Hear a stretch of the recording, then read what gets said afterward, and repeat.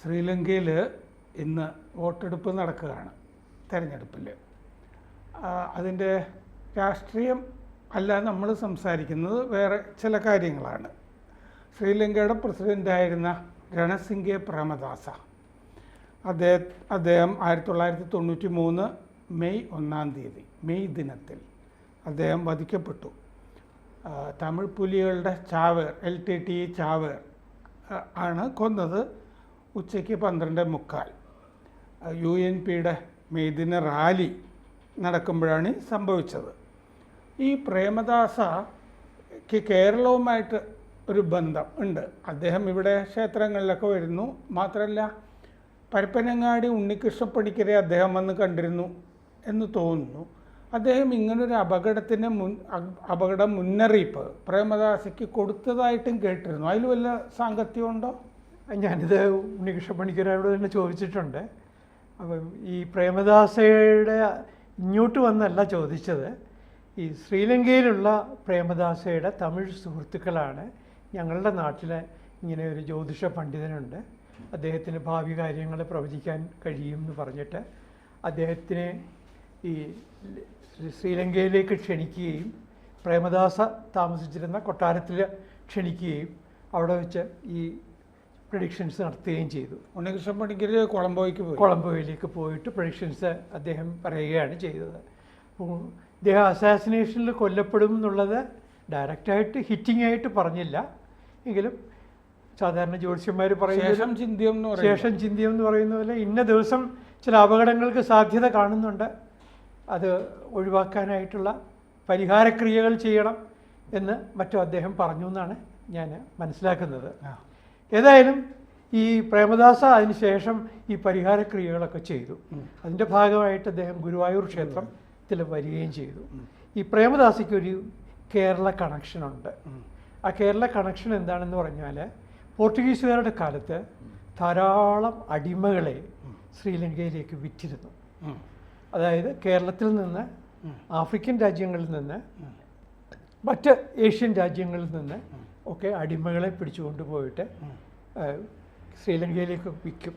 കാരണം ശ്രീലങ്കയിലെ ആളുകൾ പൊതുവെ മടിയന്മാരാണ്. നമ്മുടെ ഈ വൈപ്പിൻ്റെ ഭാഗത്തൊക്കെ പോർച്ചുഗീസുകാർ കുറേ നിധിയൊക്കെ ഉണ്ടെന്ന് പറഞ്ഞിട്ട് ആഫ്രിക്കയിൽ നിന്ന് കൊണ്ടുവന്ന കറുത്തവർഗ്ഗക്കാരെയൊക്കെ നിധി കാക്കാനൊക്കെ ഏൽപ്പിച്ചിരുന്നു. പിന്നെ ഇവരെ പറ്റിച്ചിട്ട് പോർച്ചുഗീസുകാർ പോവുകയൊക്കെ ചെയ്തിരുന്നു. പിന്നെ ഇവരുടെ പ്രേതങ്ങളുണ്ട് എന്നൊക്കെയുള്ള വിശ്വാസത്തിലാണ് ചിറമാടൻ എന്നാണ് ആ ഭാഗത്ത് പറയുക. ഇവരുടെ മുത്തപ്പൻ, അതാണ് ഈ ബറോസ് എന്ന് പറഞ്ഞിട്ട് ഈ മോഹൻലാലിൻ്റെ ഒരു സിനിമ. സത്യത്തിൽ ബറോസിന് ഇവിടെ ചിറമാടൻ എന്ന് പേരുണ്ട്. അതെ അതെ ശരിയാണ്. ശക്തൻ തമ്പുരാൻ്റെ കൊട്ടാരത്തിൽ തന്നെ നീഗ്രോ ബാലന്മാരെ അദ്ദേഹം അവരുടെ ചേഷ്ടകൾ കാണാൻ വേണ്ടി വളർത്തിയിരുന്നു എന്ന് പുത്തേഴത്ത് രാമമേനോൻ പറയുന്നുമുണ്ട്. എന്തായാലും ഈ ശ്രീലങ്കയിലെ കരാവർ എന്ന് പറയുന്ന ഒരു ബുദ്ധമതത്തിലെ ജാതിയുണ്ട്. പ്രത്യേകിച്ച് ശ്രീലങ്കയിലെ ബുദ്ധമതത്തിൽ നമ്മൾ വിചാരിക്കുന്ന പോലെ ഒരു ജാതിരഹിത മത പ്രസ്ഥാനമൊന്നും ആയിരുന്നില്ല ബുദ്ധമതം. ബുദ്ധൻ്റെ കാലത്ത് അങ്ങനെയായിരുന്നു. അതിന് ശേഷം അതിനകത്ത് സ്വാഭാവികമായി പൗരോഹിത്യത്തിൻ്റെ നേതൃത്വത്തിലുള്ള അപജയങ്ങൾ സംഭവിച്ചു. ആ അപജയത്തിൻ്റെ ഫലമായിട്ട് ജാതി വ്യത്യാസങ്ങൾ അത് ഉണ്ടായിരുന്നു. സിലോണിൽ അത് വളരെ പ്രകടമായിരുന്നു. ഞാൻ നേരിട്ട് മനസ്സിലാക്കിയിട്ടുള്ള കാര്യമാണ്. അവിടെ ഗോയിഗാമ, പിന്നെ സാലിഗാമ, കരാവർ, ദുരാവർ, ഇങ്ങനെ 4 വിഭാഗക്കാരാണ് അവിടുത്തെ ബുദ്ധമതത്തിൽ ഉള്ളത്. അതിൽ ഭരണം എപ്പോഴും കൈയാളുന്നത് ഗോയിഗാമകൾക്കായിരിക്കും. അവർ ബുദ്ധമതത്തിലെ ബ്രാഹ്മിൻസ്, ബുദ്ധമതത്തിലെ ക്ഷത്രിയരാണ്. ഭൂ ഉടമകളാണ്. ബ്രാഹ്മണർ എന്ന് പറയാൻ വയ്യ. ഈ ഭൂ ഉടമകളാണ്. അതിൽ ഒരു ഉപജാതിയുണ്ട്, അവർ പറയുന്നത് കൊല്ലം കുറുപ്പെന്നാണ്. ഈ ഗോയിഗാമയിലെ ഉപജാതിയാണ് കൊല്ലം കുറുപ്പ്. കൊല്ലത്ത് നിന്ന് പോയ കളരിക്കുറുപ്പാണ്. അതായത് കളരിപ്പയറ്റ് പഠിപ്പിക്കാനായിട്ട് കൊല്ലത്ത് നിന്ന് ആളുകൾ പോയിരുന്നു. ഇത് മാത്രമല്ല, പഴയ സിലോൺ പാരമ്പര്യം അനുസരിച്ച് ദ മോസ്റ്റ് എലിജിബിൾ ബാച്ചിലർ കൊല്ലത്തുകാരനാണ്. ഇപ്പോഴത്തെ കൊല്ലത്തുകാർ പ്രത്യേകം ശ്രദ്ധിക്കണം, അത് പണ്ടത്തെ കഥയാണ്. അങ്ങനെ കൊല്ലത്തിനെ ഒരു വീരന്മാരുടെ നാടായിട്ടൊക്കെ കണ്ടിരുന്നതിന് കാരണം എന്താണെന്ന് വെച്ചാൽ ചോളന്മാർ ഒരു വശത്തും പാണ്ഡ്യന്മാരും ചേരന്മാരും സിംഹളരും കൂടി ഒരുമിച്ച് യുദ്ധം ചെയ്തിരുന്നു. അങ്ങനെയാണ് സിലോണുമായിട്ട് നമുക്ക് അടുത്ത ബന്ധം ഉണ്ടായിരുന്നത്. ഇതിൽ ഈ സാലിഗാമകൾ എന്ന് പറയുന്നത് കേരളത്തിലെ ചാലിയന്മാരാണ്. അവർ കറുവപ്പട്ട തോട്ടങ്ങളിലേക്ക് പോവുകയും കറുവപ്പട്ട വികസിപ്പിക്കാനായിട്ട് അവരെ ചുമതലപ്പെടുത്തുകയും ചെയ്തിട്ടുണ്ട്. അവിടുത്തെ സിംഹളീസ് ഭാഷാഭേദങ്ങളിൽ ഒന്നാണ് ഈ സാലിഗാമകളുടെ സിംഹളീസ്. അതിൻ്റെ ഒരു പ്രത്യേകത എന്ന് വെച്ചാൽ ധാരാളം മലയാള വാക്കുകൾ അതിനകത്തുണ്ട്. ഒരു 300 മലയാള വാക്കുകൾ ഈ സാലിഗാമകൾ ഉപയോഗിക്കുന്ന സിംഹള ഭാഷയ്ക്ക് ഉണ്ട്. അതുപോലെ ഈ പറയുന്ന ഗോയിഗാമകളുടെ ഒരു പ്രിയപ്പെട്ട ആഘോഷമാണ് കാണ്ടിയൻ പടഹാര. കാണ്ടിയൻ പടഹാര എന്ന് പറയുന്നത് ആനകളുടെ എഴുന്നള്ളിപ്പാണ്. അത് അതിനകത്ത് ചണ്ടമേളവും പിന്നെ ഈ പറയുന്ന ഓട്ടംതുള്ളലിനെ അനുസ്മരിപ്പിക്കുന്ന കലാപ്രകടനങ്ങളും ഒക്കെ നമുക്ക് കാണാൻ പറ്റും. ആ വിഭാഗത്തിൽ പെട്ടതല്ലാത്ത ആളായിരുന്നു. വിഭാഗത്തിൽപ്പെട്ട ആളല്ല, ഒരു അധകൃതൻ എന്ന് വേണമെങ്കിൽ വിശേഷിപ്പിക്കാവുന്ന. കേരളത്തിലെ അധകൃതർ നേരിടുന്നിടത്തോളം ജാതീയമായ പ്രയാസങ്ങൾ അവർ നേരിടുന്നില്ല. പ്രേമദാസ ധീവര, അതെ, ഇന്നിവിടുത്തെ ഭാഷയിൽ പറഞ്ഞാൽ ഒരു ധീവര സമുദായ അംഗമാണ് പ്രേമദാസ.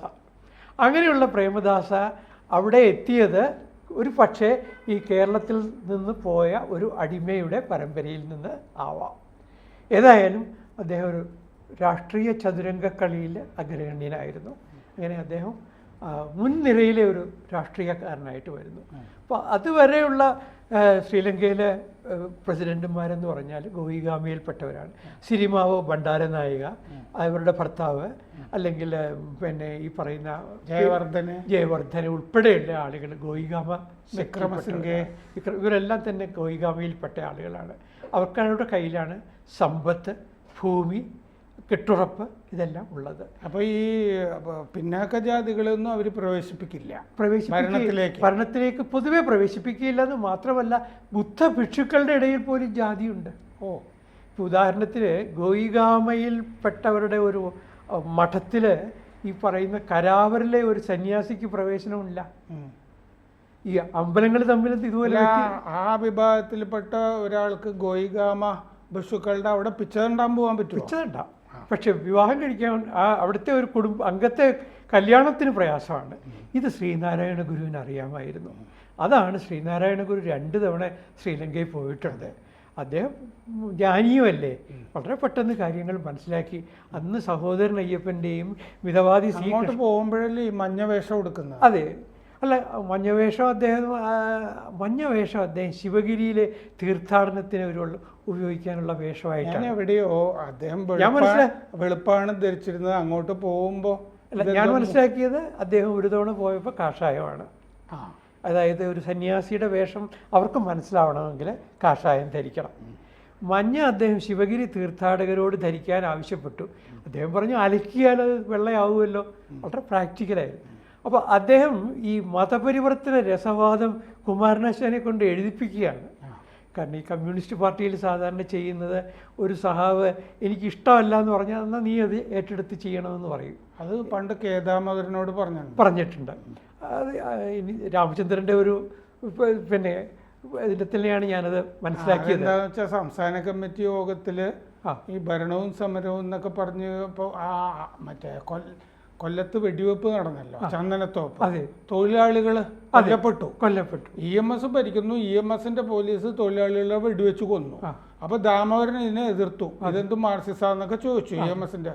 എന്നിട്ട് കൊല്ലത്ത് പോയിട്ട് ആ വെടിവെപ്പിനെ ന്യായീകരിക്കാൻ ദാമോദരൻ നിയമിച്ചു എന്ന് പറയുന്നത് പോലെ കുമാരനാശാനും ഉള്ളിലൊരു ബൗദ്ധപക്ഷത്തെ ഉള്ള ആളാണ്. പക്ഷെ അങ്ങനെ ബൗദ്ധപക്ഷത്തിന് വേണ്ടി വാദിച്ചിരിക്കുന്ന അല്ലെങ്കിൽ വാദിക്കാൻ ആഗ്രഹിക്കുന്ന കുമാരനാശാനോട് ഗുരു പറയുകയാണ്, നീ ബുദ്ധമതത്തിലേക്ക് ഈഴവർ പരിവർത്തനം ചെയ്യും. കുമാരനാശാനെ പറ്റി അടുത്ത കാലത്ത് ഒരു പുസ്തകം എഴുതുമ്പോൾ ഇതൊക്കെ മാറുന്നുണ്ട് അല്ലേ?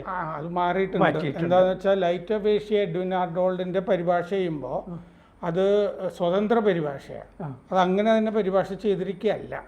നിർവ്വാണം അവസാനം ബുദ്ധൻ്റെ എന്ന് പറയുമല്ലോ, അതൊക്കെ സമാധി എന്ന് തന്നെ എഴുതിയിരിക്കുന്നത്. ഹിന്ദുമതത്തിലേക്ക് ഇങ്ങോട്ട് എടുക്കുക ചെയ്ത് ഞാൻ പുസ്തകം ശരിയാവണം.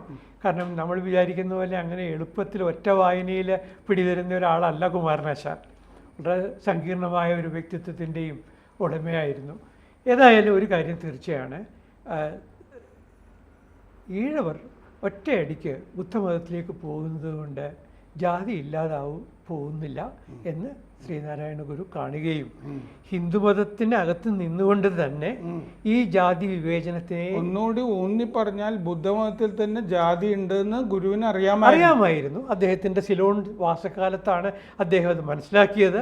അതുകൊണ്ടാണ് അദ്ദേഹം ജാതിയില്ലായ്മയെ അദ്ദേഹം അനുകൂലിക്കുന്നു. വൈക്കം സത്യാഗ്രഹത്തിൽ അദ്ദേഹം വഹിച്ച ഐതിഹാസികമായ പങ്ക് നമ്മൾ ഓർക്കണം.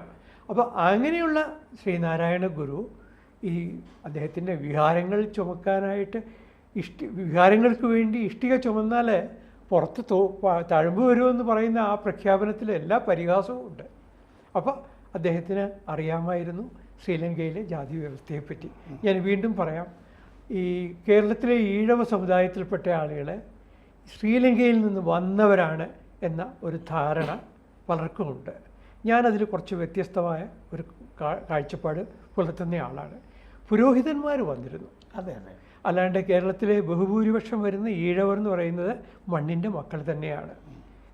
മലയാളികളാണ്, കേരളീയരാണ്, മിഷണറിമാരാണ് വന്നത് മിഷണറി. അത് വരാൻ കാരണം ഒരു AD 6-ാം നൂറ്റാണ്ടിലും 7-ാം നൂറ്റാണ്ടിലും ഈ ശ്രീലങ്കയിൽ ബുദ്ധമതത്തിനകത്തൊരു റെഫർമേഷൻ നടന്നു, മതനവീകരണ പ്രസ്ഥാനം. ആ മതനവീകരണ പ്രസ്ഥാനം ബർമയിൽ നിന്ന് മിലിറ്റൻ്റ് ആയിട്ടുള്ള കുറേ പുരോഹിതന്മാർ വന്നു. അവർ തേരവാദ ബുദ്ധമതം പ്രചരിപ്പിച്ചു. ഈ തേരവാദ ബുദ്ധമതം പ്രചരിപ്പിച്ചപ്പോൾ അതുവരെ അവിടെ നിലവിലുണ്ടായിരുന്ന മഹായാനക്കാരെ അവിടുന്ന് പറഞ്ഞു വിട്ടു. അങ്ങനെ പറഞ്ഞു വിട്ടപ്പോൾ എത്താൻ ഒരു സ്ഥലം അവർക്ക് ഉണ്ടായിരുന്നു. അത് തിരുനെൽവേലിയും കേരളവും മലബാർ ഉൾപ്പെടുന്ന കേരളവും ആയിരുന്നു. അങ്ങനെയാണ് ചെയ്യുന്നത്. നമുക്ക് വടക്കൻ പാട്ടുകളിൽ ഉണ്ണിയാർച്ചയുടെ പൂർവികർ പറയുന്നുണ്ട്, ഞങ്ങൾ ഈഴത്ത് നാട്ടിൽ നിന്ന് വന്നവരാണ് എന്ന് പറയുന്നുണ്ട്. ശരിയാണ്, ഈഴത്ത് നാട്ടിൽ നിന്ന് വന്നിട്ടുണ്ട്, ഇവിടെ നിന്ന് അങ്ങോട്ട് പോയിട്ടുമുണ്ട്. അതുപോലെ അശോകനൊക്കെ അശോകനെ ഇത് മാത്രമല്ല, വിജയൻ എന്ന് പറയുന്ന ലാടദേശത്ത് നിന്ന് പോയ രാജകുമാരൻ അദ്ദേഹമാണ് ഈ ശ്രീലങ്കയിൽ പോയിട്ട് യക്ഷകന്യകയെ, അതായത് മണ്ണിൻ്റെ പുത്രിയെ വിവാഹം കഴിക്കുകയും ആ സങ്കരജാതിയാണ് അവിടെ പുതിയ ഒരു സംസ്കാരത്തിന് തുടക്കം കുറിക്കുകയും ചെയ്യുന്നത്. സിംഹള ഭാഷ എന്ന് പറയുന്നത്, അതിൻ്റെ ലിപി എന്ന് പറയുന്നത് ഡ്രവീഡിയൻ സ്ക്രിപ്റ്റ് അല്ല. എന്നാലോചിച്ച് നോക്കൂ, അത് ഡ്രവീഡിയൻ ലാംഗ്വേജ് ഗ്രൂപ്പിലും പെടുന്നില്ല. സിംഹളം എന്ന് പറയുന്നത് ഇൻഡോ ആര്യൻ ലാംഗ്വേജ് ഗ്രൂപ്പാണ്. എന്ന് മാത്രമല്ല, സിംഹള സ്ക്രിപ്റ്റ് എന്ന് പറയുന്നത് വളരെ സാമ്യമുള്ളത് ഒറിയ സ്ക്രിപ്റ്റുമായിട്ടും ഗുജറാത്തി സ്ക്രിപ്റ്റുമായിട്ടും ഒക്കെയാണ് സാമ്യമുള്ളത്. അപ്പോൾ അതൊരു ഇൻഡോ ആര്യൻ സ്ക്രിപ്റ്റാണ്, ഇൻഡോ ആര്യൻ ലാംഗ്വേജാണ് സിംഹള ഭാഷ. എന്ന് മാത്രമല്ല, ഈ രാഷ്ട്രീയമായി നോക്കുമ്പോൾ തന്നെ അവരെ ഈ സിംഹളക്കാരും ഈ തമിഴിൽ നിന്ന് കുടിയേറ്റം നടത്തിയ ആളുകളും തമ്മിലൊക്കെയുള്ള കലഹത്തെ വാസ്തവത്തിൽ ചരിത്രത്തിൻ്റെ സത്യം വെളിപ്പെടുത്തിക്കൊണ്ട് അതിനെ ഇല്ലാതാക്കുവാൻ പ്രാപ്തരായ രാഷ്ട്രീയ നേതാക്കന്മാർ ഉണ്ടായിരുന്നുവെങ്കിലെന്ന് ആഗ്രഹിച്ചു പോയിട്ടുണ്ട്. ഈ പ്രഭാകരനാണെങ്കിലും അല്ലെങ്കിൽ സിംഹളപക്ഷത്തെ തീവ്രവാദിയായ ഒരു പെരമുന ഉണ്ടല്ലോ, അവിടെ ഒരു മാവോയിസ്റ്റ് എന്ന് പറയാവുന്ന തരത്തിൽ അവർക്കൊരു സിംഹള ആർമിയൊക്കെ ഉണ്ട്. ഇവർ രണ്ടുപേരും അവരുടെ പൂർവികർ ഇന്ത്യയിൽ നിന്ന് പോയവരാണ്, സഹോദരന്മാരാണ്. LTT പ്രഭാകരന്റെ പൂർവികർ കൊല്ലത്ത് നിന്ന് പോയതാണ്. അങ്ങനെ ഒരു ആധികാരികമായ തെളിവ് കാരണം ഇതാണ്, അദ്ദേഹത്തിന് ഈ പിള്ള എന്നുള്ള വേലുപ്പിള്ള പ്രഭാകരൻ എന്നാണ് പേര്. അപ്പോൾ ഈ വേലുപ്പിള്ള എന്ന് പറയുന്ന ആള് ഈ ജാഫ്നയിലെ പിള്ളയാണ്.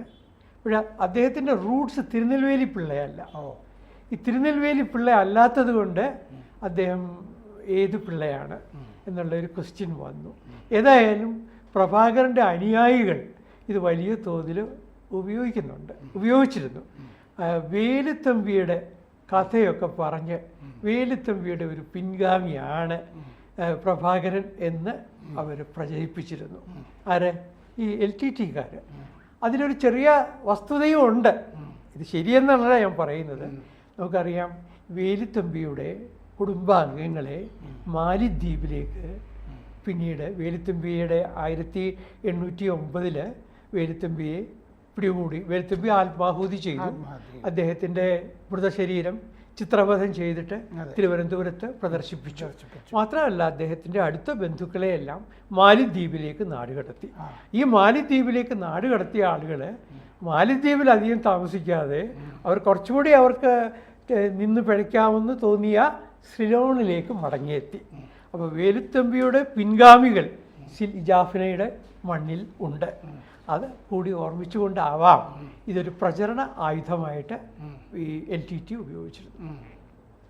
നേരേത് എന്നുള്ള കാര്യം നമുക്ക് അറിഞ്ഞുകൂടാ. അതെ. അപ്പോൾ വേലുത്തമ്പിയും മറ്റേ തമിഴ് പുലി പ്രഭാകരനും തമ്മിൽ ഒരു കാര്യത്തിൽ യോജിക്കും, ഈ മരണത്തിൻ്റെ കാര്യത്തിൽ. അവർ സ്വയം മരണം വലിച്ച് വരുത്തുകയായിരുന്നു. അവസാനമായി പ്രേമദാസയുടെ മകൻ ഇപ്പോൾ തിരഞ്ഞെടുപ്പിൽ നിൽക്കുന്നുണ്ട്. എന്തായിരിക്കും അദ്ദേഹത്തിൻ്റെ ഭാവി? ശക്തനായൊരു നേതാവാണ് ഈ പ്രേമദാസയുടെ മകൻ. അദ്ദേഹത്തിന് ധാരാളം അനുയായികളുണ്ട്. പക്ഷെ ജയിക്കാൻ സാധ്യത കുറവാണ്. ജയിക്കില്ല എന്ന് തന്നെ വരുന്നു. അതിൽ മറ്റേ ബുദ്ധമതത്തിൽ ജാതി ഒരു ഘടകമാണോ? തീർച്ചയായും ബുദ്ധമതത്തിലെ ജാതി തന്നെയാണ് പ്രധാന ഘടകം. കൂടുതൽ വാർത്തകളും വിശേഷങ്ങളും നിങ്ങളിലേക്ക് എത്താൻ ABC മലയാളം സബ്സ്ക്രൈബ് ചെയ്യുക, ബെൽബട്ടനും അമർത്തുക.